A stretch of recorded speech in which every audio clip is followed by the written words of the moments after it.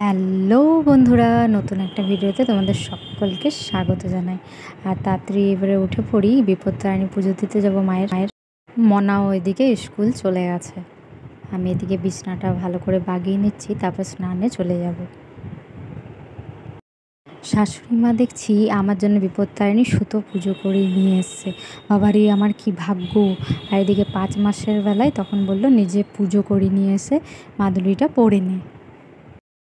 ওটা বরং তুলসীতলাতেই রাখা থাক, আমি নতুন করে পুজো দিয়ে আসছি, তারপরে পড়ে নেবো।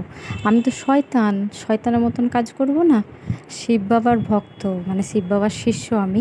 শিব বাবা এমনি একটা বেলপাতাতেই তুষ্ট, শান্ত। আর যদি রেগে যায় তাহলে তো তোমরা জানোই। তারপর পুজো দিয়ে এসে আমি চা পরোটা খেয়ে নিলাম। আমার তো অভ্যেস নেই, আমি তো নিকম্মা কাজ করতেই পারি না। তাই যাই হোক, কোনো রকমে একটুখানি সাবুর খিচুড়ি করব, সব রকম সবজি দিয়ে, আর আলু ভাজা করব।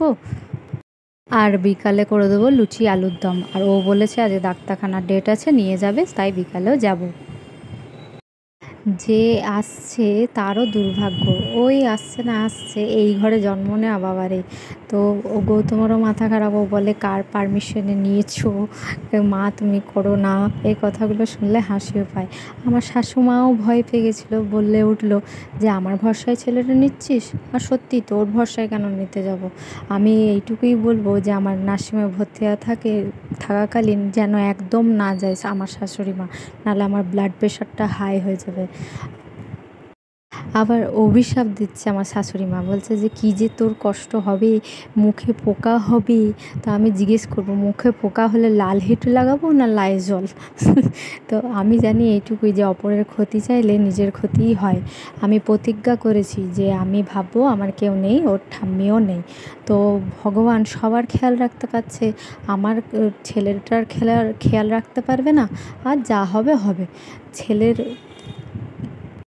বড় ছেলেকেও শিখিয়ে দেবো যে কিচ্ছু খেতে দিলে খাস না। আর স্কুল প্রাইভেট যদি থাকে বিস্কুট কেক নিয়ে কাজ চালিয়ে নিবি। আবার পরে যদি বলে তোর ছেলেকে খেতে দিয়েছি আমি, তোর ছেলেকে, তোদের ব্যবহার তোদের সাথেই করছি, দেখ কেমন লাগে। তুমি একা থাকতে ভালোবাসো, একাই থাকো। আসলে আমরা ছোটোর থেকে যাদের সাথে বড় হই, যাদের সাথে কথা বলি, তাদের মতনই তৈরি হয়ে যায়।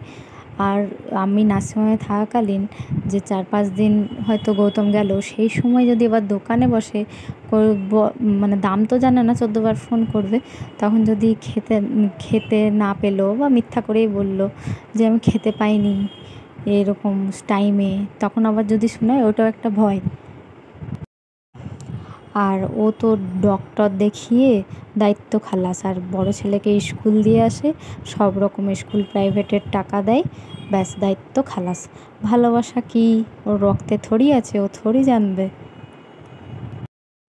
তোমাদের কাছে একটাই রিকোয়েস্ট, তোমরা ভালো করে জেনে শুনে বিয়ে করবে। মায়ের গুলাম এরকম ছেলেকে কখনোই বিয়ে করো না।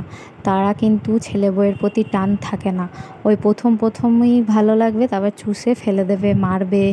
সম্মান তো করবেই না, সুখ কোনো দিনই দিতে পারবে না।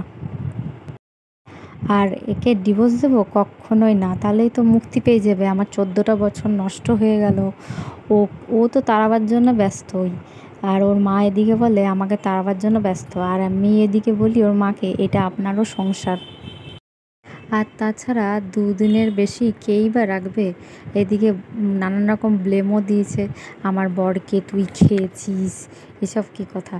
এসে তাহলে খাবার খাওয়ালে কি বলতো, তুই বিষ খাইয়ে মেরে দিয়েছিস, না আমি জমদূত, আমি খেয়ে নিয়েছি। এইটুকু জানি যে তোর ছেলের মাথাটা সাপ মারতে গিয়ে ছিপ মরে বসে আছে, খেয়ে নিয়েছিস। আর তোর আগে ডেফিনেটলি তো মরবে কি জানা কথা, তবেই তুই শান্তি পাবি।